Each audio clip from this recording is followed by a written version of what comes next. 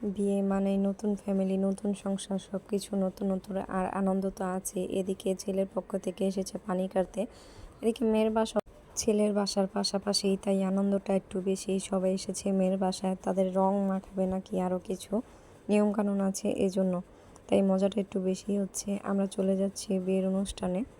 একটা মেয়ের ফ্যামিলি একটা ছেলের ফ্যামিলিকে যতটা সম্মান করে, ততটা সম্মান যদি একটা মেয়েকে করতো, মেয়ের বাড়িকে করতো, মেয়ের ফ্যামিলিকে করতো, তাহলে হয়তো দুনিয়াতে বউ শাশুড়ির যুদ্ধ বলতে কোনো চিহ্নই থাকতো না, সব কিছু সুন্দর হতো। এদিকে আমরা চলে যাচ্ছি আর সেন্টারে। আর যাওয়ার সময় রাস্তা দেখছি এত সুন্দর করে শিক্ষার্থীরা আর্ট করেছে, রাস্তাঘাট এত সুন্দর দেখতে, ভীষণ ভালো লাগছে, আমার খুবই ভালো লাগছে। কিন্তু কিছু কিছু মানুষ এখনও শিক্ষার্থীদেরই দোষ দিচ্ছে, যারা এই ধরনের কথাবার্তা বলছে। আমি বলবো তাদেরকে একবার আয়নাঘরটা দেখা উচিত, তাদেরকে দেখানো উচিত যে তারা সেখানে কীরকম জীবনযাপন করছে, তাহলে হয়তো তারা বুঝতে পারবে।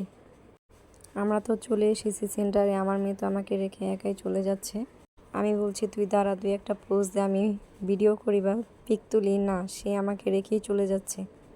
ভিডিওটা করার সময় চিন্তা করছিলাম কার্ডের মধ্যে লেখা থাকে আপনারা দোয়া করবেন, কিন্তু আমরা কয়জনে দোয়া করি?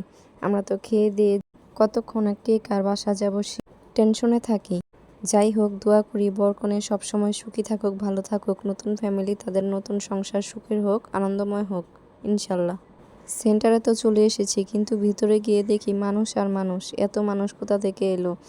এক প্রান্ত থেকে আরেক প্রান্ত তাকানোই যাচ্ছে না, এত পরিমাণ মানুষ। এদিকে আমার বোনের ছেলে যে কোথায় চলে গেছে, এখন খাওয়া দাওয়া বাদ দিয়ে তাকে খোঁজাখুঁজি শুরু করেছি, কিন্তু খুঁজেই যাচ্ছি, তাকে আর পাচ্ছি না। অবশেষে গিয়ে দেখি সে আমাদের আগে গিয়ে খেতেই বসে পড়েছে।